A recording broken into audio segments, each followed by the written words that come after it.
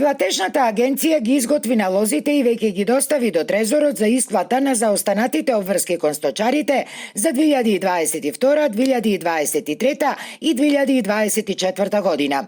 По расчистувањето на овие стари сметки ќе се пристапи и кон исплата на 2025 година.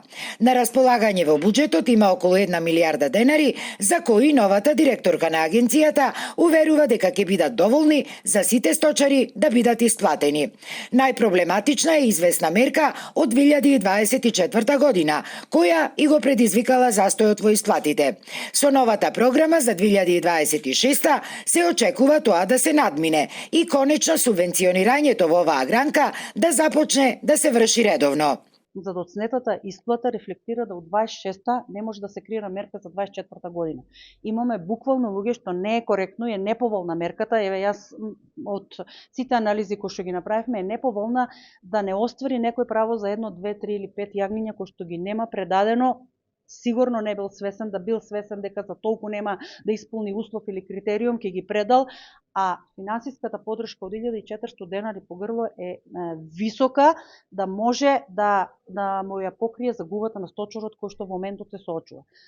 Од вкупно 2200 апликации кои што ги имаме, околу 2200 се не ме фаќате за збор, меѓутоа само 800 луѓе го исполнија овој услов. Сточарите пак со нетрпение ги очекуваат овие средства и при тоа алармираат на рапидното намалување на бројот на овци во земјава, кој од некогашните 2,5 милиони сега е паднат едвај на 250.000 глави овци. Тие бараат исплата на сите заостанати субвенции, регулирање на откупот на јагнињата, откупните цени да се зголемат од сегашните 230 на најмалку 300 денари по килограм жива мера, како и точна презентација на новата програма за престојнава година.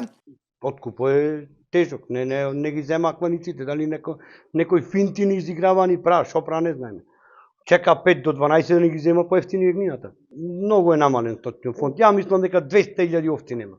Половина од сточарите не ги исполнија мерките и тие останаја без ниту еден денар оваа година. Битно е едно да му се овозможи на сточарите да се вратат поново во живот, да се субвенционира сега, оти тие останаја без пари накаде половина веќе. На денешната средба со директорката на агенцијата, која беше на барање на сточарите, освен што беше презентирана новата програма, беше истакнато дека најдоцна до јуни ќе бидат исплатени и платите за овчарите за 2025 година.